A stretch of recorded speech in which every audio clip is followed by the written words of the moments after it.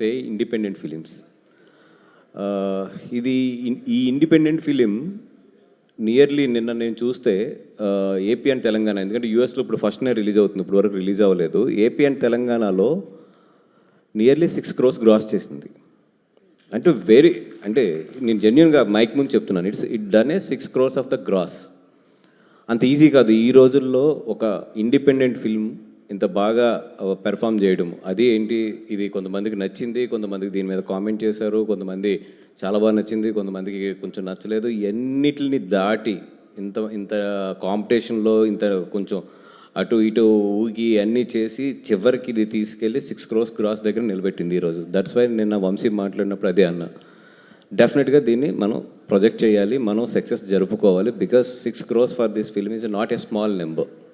అంటే ఒక్కొక్క సినిమాకి ఒకటి ఉంటుంది కదండి, ఈ సినిమాకి ఇది చాలా మంచి నెంబరు.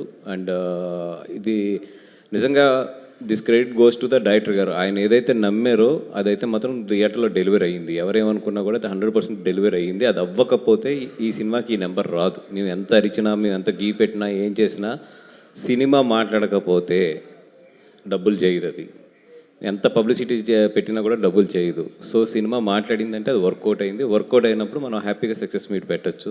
అదే పెట్టమని చెప్పాను ఈరోజు.